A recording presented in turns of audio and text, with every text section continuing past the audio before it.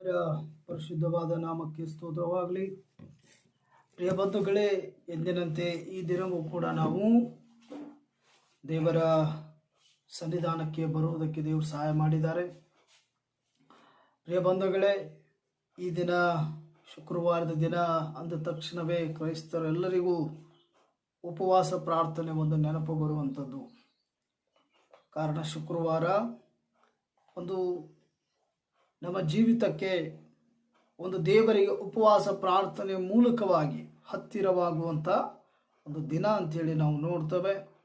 ಈ ದಿನದಂದು ಪ್ರಿಯ ಬಂಧುಗಳೇ, ಈ ವಾಕ್ಯವನ್ನು ನಾವು ಈ ದಿನ ಸತ್ಯವೇದಲ್ಲಿರುವಂಥ ವಾಕ್ಯವನ್ನು ಧ್ಯಾನಿಸಲಿಕ್ಕಿದ್ದೇವೆ.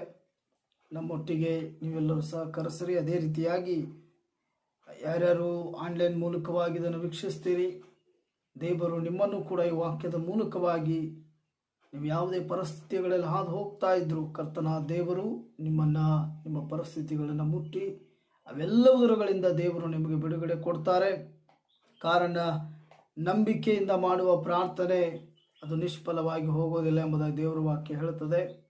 ಅದಕ್ಕೋಸ್ಕರ ನಾವು ವಾಕ್ಯವನ್ನು ಧ್ಯಾನಿಸೋಣ. 1ನೇ ಥೆಸಲೋನಿಕದವರಿಗೆ ಬರೆದ ಪತ್ರಿಕೆ 4ನೇ ಅಧ್ಯಾಯ 1ನೇ ವಾಕ್ಯದಿಂದ ನೋಡೋಣ. ಕ್ರೈಸ್ತರಿಗೆ ಇರತಕ್ಕ ನಡಾವಳಿಕೆಯನ್ನು ಕುರಿತು. ಕ್ರೈಸ್ತರಿಗೆ ಇರಬೇಕಾದ ನಡಾವಳಿಕೆ. ಯಾವಾಗ ನಾವು ಕ್ರಿಸ್ತನ ಮಾರ್ಗವನ್ನು ಅನುಸರಿಸ್ತೇವೆ, ಯಾವಾಗ ನಾವು ದೇವರ ಮಾರ್ಗವನ್ನು ಅನುಸರಿಸ್ತೇವೆ, ಯಾವಾಗ ನಾವು ಈ ಆಧ್ಯಾತ್ಮಿಕ ಜೀವಿತವನ್ನು ನಾವು ಪರಿಪಾಲನೆ ಮಾಡ್ತೇವೆ, ಈ ಜೀವಿತದಲ್ಲಿ ನಾವು ಬರ್ತೇವೆ, ಯಾವಾಗ ನಮ್ಮ ಹಳೆ ಪಾಪದ ಜೀವನವನ್ನು ತ್ಯಜಿಸಿ ಹಳೆ ಗುಣಗಳು, ಹಳೆ ವಿಚಾರಗಳು, ಹಳೆ ಕ್ರೋಧ, ಮತ್ಸರ, ಕುಡಿಕತನ, ದುಂದೌತನ ಎಲ್ಲವೂ ಕೂಡ ಪಾಪಕ್ಕೆ ಸಂಬಂಧಪಟ್ಟವುಗಳು ಯಾವುದೇ ಇದ್ದರೂ ಅವುಗಳನ್ನು ನಾವು ತ್ಯಜಿಸಿ ದೀಕ್ಷಾಸ್ಥಾನ ಹೊಂದಿದವರಾಗಿ ಕ್ರಿಸ್ತನನ್ನು ಪರಿಪೂರ್ಣವಾಗಿ ನಾವು ದೇವರೆಂದು ಹೃದಯದಿಂದ ನಂಬಿ ರಕ್ಷಣೆಗೆ ಬರ್ತೇವೆ. ಆವಾಗ ದೇವರ ವಾಕ್ಯ ನಮಗೆ ಗುಣಗಳ ಕುರಿತು ಕಲಿಸ್ತಾ ಇದೆ, ನಡಾವಳಿಕೆಯ ಕುರಿತು ಕಲಿಸ್ತಾ ಇದೆ. ಇನ್ನು ಮುಂದೆ ನಾವು ಹೇಗೆ ಬದುಕಬೇಕು, ಇದರ ಮುಂದಿನ ಜೀವಿತಗಳನ್ನು ನಾವು ಹೇಗೆ ಜೀವಿಸಬೇಕು. ಇಲ್ಲಾಂದರೆ ಕೆಲವೊಬ್ಬರು ಜೀವಿತಗಳು ಈ ರೀತಿಯಾಗಿದ್ದಾವೆ, ಬೈಬಲ್ ಓದ್ತಾರೆ, ಪ್ರೇಯರ್ ಮಾಡ್ತಾರೆ, ಸಂಡೇ ಆರಾಧನೆಗೆ ಬರ್ತಾರೆ, ಎಲ್ಲ ಇರ್ತದೆ. ಆದರೆ ಕಾಲಗಳು ಹೇಗೆ ಬದಲಾಗ್ತಿರ್ತವೆ, ಪರಿಸ್ಥಿತಿಗಳು ಹೇಗೆ ಮನುಷ್ಯನ ಜೀವನದಲ್ಲಿ ಒದಗಿ ಬರ್ತಿರ್ತವೆ, ಹಾಗೆ ಮನುಷ್ಯ ತನ್ನ ಕ್ಯಾರೆಕ್ಟರನ್ನು ಬದಲಾಯಿಸ್ಕೋತಾನೆ, ಹಾಗೆ ತನ್ನ ವಿಚಾರಗಳನ್ನು ಬದಲಾಯಿಸ್ತಾನೆ, ಹಾಗೆ ತನ್ನ ಮಾತಿನ ಶೈಲಿ ಅಥವಾ ತನ್ನ ಶರೀರದ ಭಾವಗಳು, ಹಾವಭಾವಗಳು ಎಲ್ಲವೂ ಕೂಡ ಬದಲಾಗ್ತದೆ. ಆದರೆ ದೇವರ ವಾಕ್ಯ ಹೇಳ್ತದೆ, ಕೊನೆಯವರೆಗೂ ತಾಳುವವನು ಧನ್ಯನು. ಎಲ್ಲಿಗೆ ನಮಗೆ ಕೊನೆ ಹಂತ ಯಾವುದು?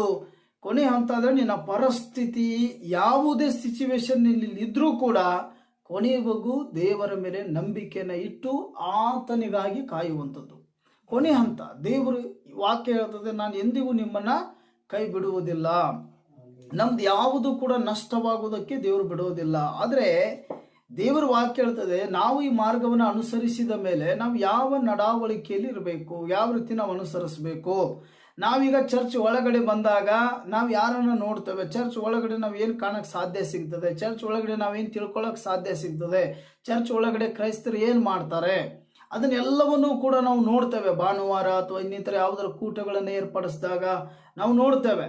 ಅದೇ ರೀತಿ ಪ್ರಿಯ ಬಂಧುಗಳೇ, ಈಗಲೂ ಕೂಡ ನಾವು ಈ ಮಾರ್ಗವನ್ನು ಅನುಸರಿಸುವುದರಿಂದ ನಮಗೇನಾಗ್ತದೆ, ಆ ಮಾರ್ಗಗಳು ಯಾವುವು ನೋಡೋಣ. ಸಹೋದರರೇ, 1ನೇ ವಾಕ್ಯ, ಸಹೋದರರೇ, ನೀವು ಹೇಗೆ ನಡೆದುಕೊಂಡು ದೇವರನ್ನು ಮೆಚ್ಚಿಸಬೇಕೆಂದು ನಿಮ್ಮಿಂದ ಕೇಳಿರುವ ಪ್ರಕಾರವೇ ನೀವು ಹೆಚ್ಚೆಚ್ಚಾಗಿ ಅಭಿವೃದ್ಧಿಯಾಗಬೇಕೆಂದು ನಾವು ಕರ್ತನಾದ ಯೇಸುವಿನ ಮೂಲಕ ನಿಮ್ಮನ್ನು ಬೇಡಿಕೊಂಡು ಎಚ್ಚರಿಸುತ್ತೇವೆ. ಪೌಲ ಹೇಳ್ತಾ ಇದ್ದಾನೆ ಥೆಸಲೋನಿಕದವರು ಬರೆದ ಪತ್ರಿಕೆಯಲ್ಲಿ, ಪ್ರಿಯ ಸಹೋದರರೇ, ದೇವರನ್ನು ಹೇಗೆ ಮೆಚ್ಚಿಸಬೇಕೆಂದು ನಾವು ತಿಳಿದುಕೊಳ್ಳಬೇಕಾಗಿದೆ. ಯಾಕಂದ್ರೆ ಈಗಿನ ಕಾಲಘಟ್ಟಗಳಲ್ಲಿ ನಾವು ಆಲಯದ ಒಳಗಡೆ ಬಂದಾಗ, ಚರ್ಚ್ ಭಾನುವಾರ ದಿನ ನಾವು ಆಲಯದ ಒಳಗಡೆ ಬಂದಾಗ ಅಲ್ಲಿ ಬಂದಿರುವಂಥ ಮನುಷ್ಯರನ್ನ ಮೆಚ್ಚಿಸೋದಕ್ಕೆ ನಾವು ಪ್ರಾರ್ಥನೆ ಮಾಡಬಾರ್ದು. ಯಾರೋ ನಮ್ಮ ಪಕ್ಕದಲ್ಲಿ ಇರ್ತಾರೆ, ಅವರು ನಾನು ಎಷ್ಟು ಪ್ರೇಯರ್ ಮಾಡ್ತೇನೆ ನೋಡ್ಲಿ ಅಂತೇಳಿ ಅವರು ವಿಭಿನ್ನವಾದ ರೀತಿಯಲ್ಲಿ ಪ್ರಾರ್ಥನೆ ಮಾಡೋದು, ಇವರು ವಿಭಿನ್ನವಾದ ರೀತಿಯಲ್ಲಿ ಪ್ರಾರ್ಥನೆ ಮಾಡೋದು. ಸೊ ಪ್ರಾರ್ಥನೆ ಮಾಡಬೇಕು ನಿಜ, ಆದರೆ ನಮ್ಮ ಒಳಗಡೆ ಇರೋ ಭಾವನೆಗಳು ಹೆಂಗಿರ್ಬೇಕಪ್ಪ ಅಂದರೆ, ನನ್ನ ಪ್ರಾರ್ಥನೆ ಅದು ದೇವರ ನಾಮವನ್ನು ಮಹಿಮೆ ಪಡಿಸ್ಲಿಕ್ಕಿದೆ, ನನ್ನ ಆರಾಧನೆ ದೇವರ ನಾಮವನ್ನು ಮಹಿಮೆ ಪಡಿಸ್ತಾ ಇದೆ. ನಾನು ಚರ್ಚ್ ಒಳಗಡೆ ಬಂದಾಗ ನಾನು ದೇವರನ್ನ ಮೆಚ್ಚಿಸ್ಲಿಕ್ಕೆ ಬಂದಿರ್ತೇನೆ, ದೇವರ ನಾಮವನ್ನು ಮಹಿಮೆ ಪಡಿಸಲಿಕ್ಕೆ ಬಂದಿರ್ತೇನೆ. ದೇವರ ದರ್ಶನವನ್ನ, ದೇವರ ಜ್ಞಾನವನ್ನ, ದೇವರು ಕೊಡುವ ಆಶೀರ್ವಾದಗಳನ್ನ, ದೇವರು ಕೊಡುವ ಆತ್ಮಿಕ ಆಹಾರವನ್ನ ಸ್ವೀಕರಿಸಲಿಕ್ಕೆ ನಾನು ಅಲ್ಲಿಗೆ ಬಂದಿರ್ತೇನೆ. ಅದಕ್ಕೋಸ್ಕರ ಪ್ರಿಯ ಬಂಧುಗಳೇ, ನಾವು ಮನುಷ್ಯರನ್ನ ಮೆಚ್ಚಿಸುವುದಕ್ಕಾಗಿ ಪ್ರಯಾಸ ಪಡುವಂಥವರಲ್ಲ. ಮನುಷ್ಯ ಇವತ್ತಿದ್ದು ನಾಳೆ ಇರಲಾರದ ಹಾಗೆ ಹುಲ್ಲಿಗೆ ಒಂದು ಸಮಾನವಾಗಿದ್ದಾನೆ. ಗಾಳಿ ಬಂದಾಗ ತೂರಿಕೊಂಡು ಹೋಗುವ ದಂಟಿನ ಹಾಗಿದ್ದಾನೆ. ಏನು ಇರಲಾರದೇ ಇರುವ, ಒಂದು ಯಾವುದಕ್ಕೂ ಬೆಲೆ ಇಲ್ಲದೆ ಇರುವ ಈ ಒಂದು ಜೀವಿತ ಅಂದ್ರೆ ಈ ಒಂದು ಶರೀರ ಇಟ್ಕೊಂಡು ನಾವು ಬದುಕ್ತಾ ಇರಬೇಕಾದ್ರೆ ಯೇಸು ಸ್ವಾಮಿ ಹೇಳ್ತಾನೆ, ನಿನ್ನ ಒಳಗಡೆ ಒಂದು ಹೃದಯ ಇದೆ, ಆ ಹೃದಯದ ಒಳಗಡೆ ಒಂದು ಆಲಯ ಇದೆ, ಆಲಯದ ಒಳಗಡೆ ನಾನಿದ್ದೇನೆ ಅಂತ ದೇವರು ಹೇಳ್ತಾರೆ. ಆಮೇಲೆ ಅದಕ್ಕೋಸ್ಕರ ಯಾವಾಗ ಯೇಸು ಕ್ರಿಸ್ತನು ಇದ್ರ ಒಳಗಡೆ ಬಂದ ಅವಾಗ ಇದಕ್ಕೊಂದು ಬೆಲೆ ಬಂತು.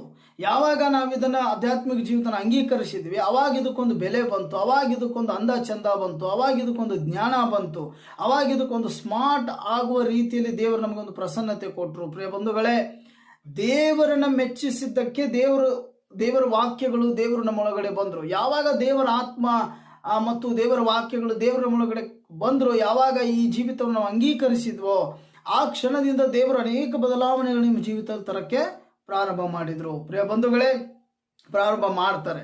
ಅದಕ್ಕೋಸ್ಕರ ನಾವು ಇನ್ನು ಮುಂದೆ ಯಾರನ್ನ ಮೆಚ್ಚಿಸಬಾರ್ದು, ಜನರನ್ನ, ಈ ಲೋಕವನ್ನು ಮೆಚ್ಚಿಸ್ಲಿಕ್ಕಾಗಿ ನಾವು ಬದುಕಬಾರದು. ಕ್ರೈಸ್ತರಾದ ನಾವುಗಳು, ದೇವರ ನಂಬಿದ ನಾವುಗಳು, ನಮ್ಮ ನಡಾವಳಿಕೆ ಇವತ್ತು ಹೇಗಿರಬೇಕು, ಅನ್ಯ ಜನರ ಮುಂದೆ ನಾವು ಹೇಗಿರಬೇಕು, ಕೋಪ ಮಾಡುವವರಾಗದೆ ಪ್ರೀತಿಸುವವರಾಗಿರಬೇಕು. ಯಾವುದೇ ಸಂಗತಿಗಳು ಸಂಭವಿಸುವಾಗಲೂ ನಾವು ಕೋಪೋದ್ರೇಕಕ್ಕೆ ಒಳಗಾಗಿ ನಾವು ಏನು ಸಾಧನೆ ಮಾಡಲ್ಲ.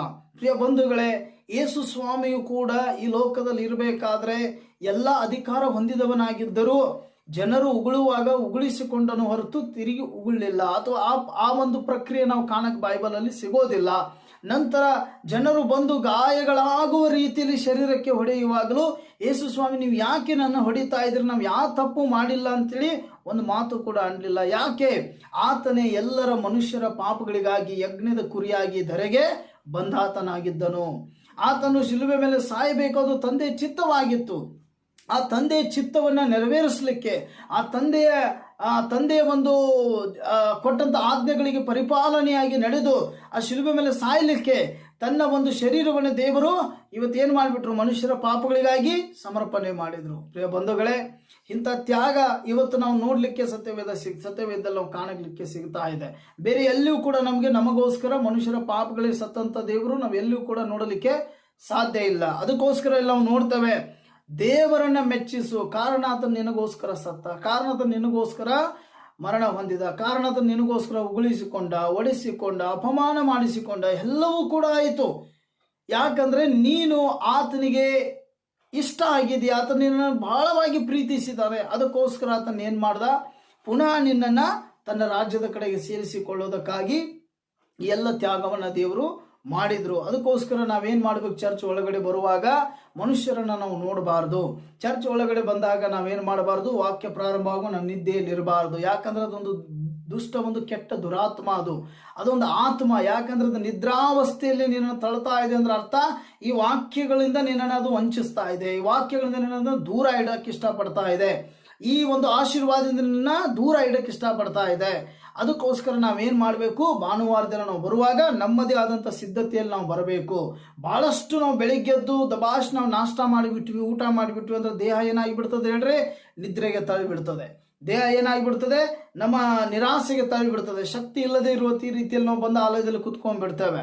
ಅದಕ್ಕೋಸ್ಕರ ನನ್ನ ಪ್ರಕಾರ ಭಾನುವಾರ ದಿನ ಬರುವಾಗ ನೀವು ಒಂದು ಕಪ್ ಚಾ ಕುಡಿದು ಬಂದ್ರೆ ಸಾಕು. ಯಾಕಂದ್ರೆ ಹೊಟ್ಟೆಯಲ್ಲಿ ಏನು ಇಲ್ಲದೆ ಇರುವಾಗ್ಲೇನೆ ನಿನಗೆ ಒಳ್ಳೆ ಆಹಾರ ಒಳಗಡೆ ಹೋಗಕ್ಕೆ ಸಾಧ್ಯ. ಆಮೇಲೆ ನೀನು ಹೊಟ್ಟೆ ಖಾಲಿ ಇದ್ದಾಗ್ಲೇನೆ ಈ ಆತ್ಮಿಕ ಆಹಾರ ಒಳಗಡೆ ತುಂಬ್ಕೊಳಕ್ ಸಾಧ್ಯ.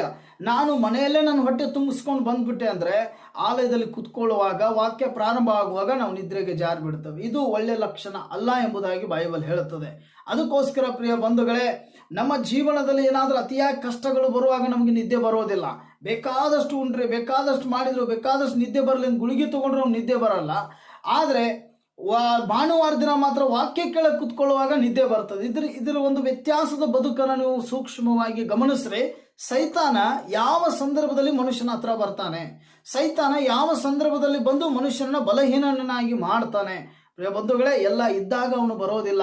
ಏನನ್ನ ನೀನು ಕಳ್ಕೋತೀಯ, ಏನನ್ನ ನೀನು ಪಡ್ಕೊಳ್ಳೋದಕ್ಕೆ ಶ್ರಮಿಸ್ತೀಯ, ಆ ಸಂದರ್ಭದಲ್ಲಿ ನಿನಗೆ 1000 ಅಡೆತಡೆಗಳನ್ನು ಅವನು ತರುವಂತವನಾಗಿದ್ದಾನೆ. ಆದ್ರೆ ಯಾರು ದೇವರ ಆಲಯದೊಳಗಡೆ ಬಂದು ತುಂಬು ಹೃದಯದಿಂದ, ಒಳಗಡೆಯಿಂದ, ನಂಬಿಕೆಯಿಂದ, ವಿಶ್ವಾಸದಿಂದ ತಂದೆಯಾದ ದೇವರ ಆರಾಧನೆಯನ್ನ ಮಾಡಿ ದೇವರನ್ನ ಮೆಚ್ಚಿಸ್ತೀರಿ, ದೇವರ ನಾಮನ ಮಹಿಮೆ ಪಡಿಸ್ತೀರಿ. ನೋಡ್ರಿ, ಇವತ್ತು ಆಲಯದಲ್ಲಿ ಬಂದು ಯಾರು ಇಲ್ಲದಿರುವ ಸಂದರ್ಭದಲ್ಲೂ ನಾನು ಬಾಗಿಲ ತೆಗೆದು ನಾನು ಕಸ ಹುಡುಗಿ ಒಂದು ಪ್ರೇಯರ್ ಮಾಡ್ತಾ ಇದ್ರ ಅರ್ಥ ನೀನು ಮನುಷ್ಯರನ್ನು ನೋಡೋದಕ್ಕಾಗಿ ಅದನ್ನ ಮಾಡಲಿಲ್ಲ. ನೀ ಯಾರನ್ನ ಮೆಚ್ಚಿಸ್ತಾ ಇದ್ದಿ? ದೇವರನ್ನ ಮೆಚ್ಚಿಸ್ತಾ ಇದ್ದಿ. ದೇವರನ್ನ ಮೆಚ್ಚಿಸೋದ್ರಿಂದ ಏನಾಗ್ತದೆ? ತಂದೆಯು ನೀನು ಮಾಡುವ ಕೆಲಸವನ್ನ ನೋಡಿ ಖುಷಿ ಪಟ್ರೆ ನಿನಗೆ ಕೂಲಿಯನ್ನ ಕೊಡುವನು. ಆಮೇನ್. ನಿನಗೆ ಅದರ ಆಶೀರ್ವಾದ ದೊರೆಯುವುದು, ನಿನಗೆ ಅದರ ಪ್ರತಿಫಲ ದೊರೆಯುವುದು. ಇವತ್ತು ನಾವೇನು ಮಾಡ್ತಾ ಇದ್ದೇವೆ ಪ್ರಿಯ ಬಂಧುಗಳೇ? ಈ ಲೋಕದ ಹಿಂದೆ ಓಡ್ತಾ ಇದ್ದೇವೆ. ನಮಗೆ 1,00,000 ಕೊಟ್ಟರು ಕಡಿಮೆ ಇಲ್ಲ, 1,000 ಕೊಟ್ಟರು ಕಡಿಮೆ ಇಲ್ಲ, ಒಂದು ದಿನಕ್ಕೆ 2,000 ಪೇಮೆಂಟ್ ಕೊಟ್ಟರು ಕಡಿಮೆ ಇಲ್ಲ. ಯಾಕಂದ್ರೆ ಬೈಬಲ್ ವಾಕ್ಯದಲ್ಲಿ ಬರೆದಿರುವ ಪ್ರಕಾರ ಯಾಕೋಬನ ಪತ್ರಿಕೆ 1ನೇ ಅಧ್ಯಾಯದಲ್ಲಿ ಹೇಳ್ತದೆ, ಮನುಷ್ಯನು ಆಶಾಪಾಶಗಳಿಂದ ಎಳೆಯಲ್ಪಟ್ಟು, ಅಂದ್ರೆ ಅವನು ಮಿತಿ ಇಲ್ಲದೆ ಇರುವ ಲೋಕದಲ್ಲಿ ಜೀವಿಸ್ತಾ ಇದ್ದಾನೆ. ಇದಕ್ಕೆ ಮಿತಿನೇ ಇಲ್ಲ. ಎಷ್ಟು ಆಸೆ ಪಟ್ಟರು ಅದಕ್ಕೆ ಸಾಲೋದಿಲ್ಲ. ಪ್ರಿಯ ಬಂಧುಗಳೇ, ನಮ್ಮಲ್ಲಿ ತ್ಯಾಗನೂ ಬಹಳ ದೊಡ್ಡದಿರಬೇಕು. ಇವತ್ತು ನಾವು ಕ್ರೈಸ್ತರು ಯುದ್ಧ ಮಾಡಿನೇ ಎಲ್ಲವನ್ನೂ ಪಡ್ಕೋಬೇಕಾಗಿದ್ರೆ, ಇವತ್ತು ಸಮಾಜದಲ್ಲಿ ಅವ್ರನ್ನ ಬಹಿಷ್ಕಾರ ಹಾಕಿದಾಗ, ಅವ್ರನ್ನ ಮತಾಂತರ ಅಂತೇಳಿ ಅವರು ಜೈಲಿಗೆ ತಳೆದಾಗ, ಅವ್ರಿಗೆ ಹೊಡೆದಾಗ, ಅವ್ರ ಕದಗಳನ್ನು ಮುರಿದಾಗ, ಚರ್ಚ್ಗಳ ಮೇಲೆ ದಾಳಿ ಮಾಡಿದಾಗ ಅವರು ಕೂಡ ರೊಚ್ಚಿಗೆದ್ದು ತಲವಾರುಗಳನ್ನು ತಗೊಂಡು, ಕತ್ತಿಗಳನ್ನು ತಗೊಂಡು ನಿಲ್ಲಬೇಕಾಗಿತ್ತು. ಯಾಕೆ ಅವ್ರು ನಿಂತ್ಕೊಳ್ಳಿಲ್ಲ? ಸಿದ್ಧಾಂತ ಯಾವತ್ತೂ ಆ ರೀತಿ ಬೋಧನೆ ಮಾಡಿಲ್ಲ. ನಾವು ಏನೇ ಇದ್ರೂ ಯಾರು ಹೋಗಿ ಕಂಪ್ಲೇಂಟ್ ಕೊಡೋದಾಗ್ಲಿ, ಇನ್ನೊಂದು ಮಾಡೋದಾಗ್ಲಿ, ಕಾನೂನು ಹೋರಾಟ ಮಾಡೋದಾಗ್ಲಿ ಮಾಡಲಿಲ್ಲ. ಯಾಕಂದ್ರೆ ದೇವರ ವಾಕ್ಯ ಸ್ಪಷ್ಟವಾಗಿ ಬರೀತು, ನೀನು ಮನುಷ್ಯರನ್ನ ಮೆಚ್ಚಿಸುವುದಕ್ಕಾಗಿ ಬದುಕಬೇಡ, ನೀನ್ ಏನ್ ಮಾಡು? ದೇವರನ್ನ ಮೆಚ್ಚಿಸು.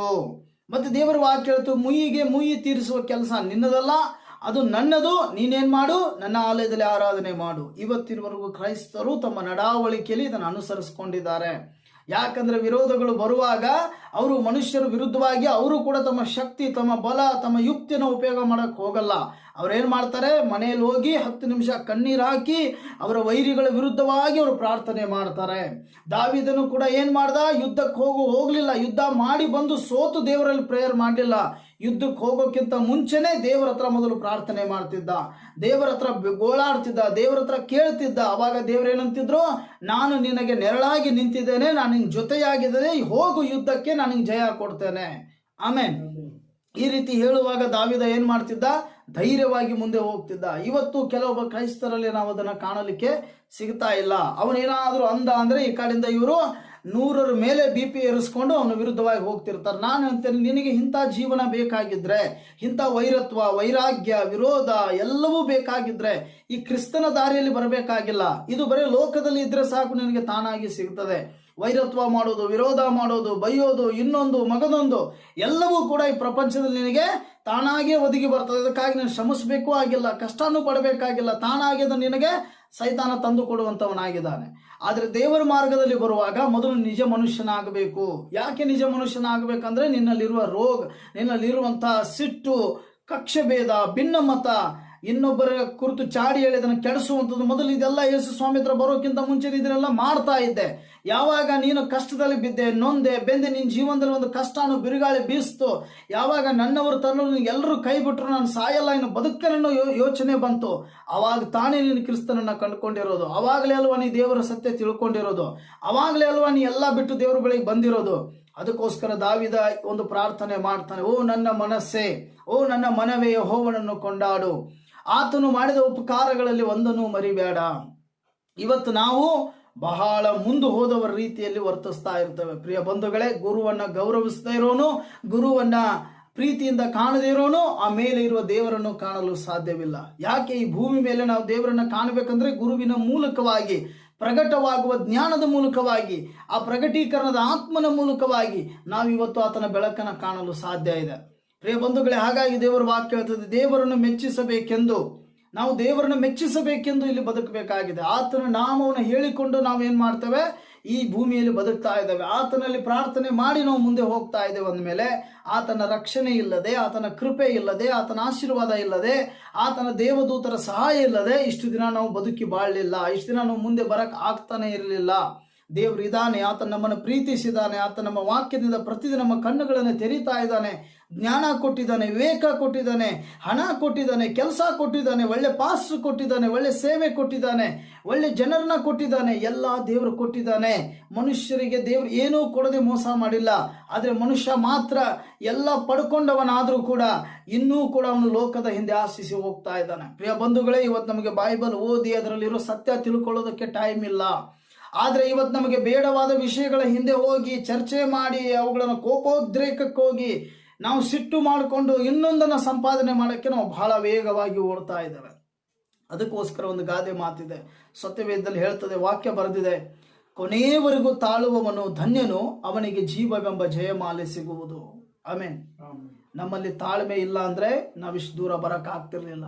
ಕಿತ್ತೂರು ನಮ್ಮ ಈ ಸೇವೆ, ನಮ್ಮ ಈ ಆಲಯ, ನಮ್ಮ ಈ ಗಾಡ್ಸ್ ಕ್ರಿಯೇಷನ್ ಮಿನಿಸ್ಟ್ರಿ ಚರ್ಚ್ ಈ ಗುರಿಯನ್ನು ತಲುಪಲು ಸಾಧ್ಯವಾಗ್ತಿರ್ಲಿಲ್ಲ. ಇವತ್ತು ನಾವು ನೋಡೋದಕ್ಕೆ ಪ್ರಿಯ ಬಂಧುಗಳೇ, ಸಾವಿರಾರು ಹಳ್ಳಿಗಳಿಂದ, ನೂರಾರು ರಾಜ್ಯಗಳಿಂದ, ಅರ್ಥ ಮಾಡ್ಕೊಂಡು ಹಲವಾರು ಕ್ಷೇತ್ರಗಳಿಂದ ಜನ ಇವತ್ತು ಈ ಆಲಯಕ್ಕೆ ಬರ್ತಾ ಇದ್ದಾರೆ. ಯಾತಕ್ಕೋಸ್ಕರ ಬರ್ತಾ ಇದ್ದಾರೆ? ಇಲ್ಲಿ ಹೋಗೋದ್ರೆ ನಮಗೆ ನೆಮ್ಮದಿ, ಸುಖ, ಶಾಂತಿ, ಸಮಾಧಾನ. ನಾವು ಈ ಜಗತ್ತಿನಲ್ಲಿ ಅನುಭವಿಸಿದ್ದು ಸಾಕಾಯ್ತು, ನಮಗೆ ಎಲ್ಲರೂ ಕೈ ಬಿಟ್ಟರು. ಆದರೆ ಈ ಆಲಯದಲ್ಲಿ ಹೋಗುವಾಗ ಒಂದು ಸಮಾಧಾನ ಸಿಗ್ತಾ ಇದೆ. ಈ ಆಲಯದಲ್ಲಿ ಹೋಗಿ ಒಂದು 10 ನಿಮಿಷ ಕೂತು ಬರೋದ್ರಿಂದ ನನ್ನ ಮನಸ್ಸು ಹಗುರವಾಗ್ತಾ ಇದೆ. ನನ್ನ ದೇಹಕ್ಕೆ ಎಲ್ಲೂ ಸಿಗಲಾರದ ಅನುಭವ ಈ ಆಲಯದ ಒಳಗಡೆ ಸಿಗ್ತಾ ಇದೆ ಅಂತೇಳಿ ಸಾಕಷ್ಟು ಜನ ಇವತ್ತು ಈ ಆಲಯದ ಕಡೆಗೆ ಮುಖ ಮಾಡ್ತಾ ಇದ್ದಾರೆ. ಆದರೆ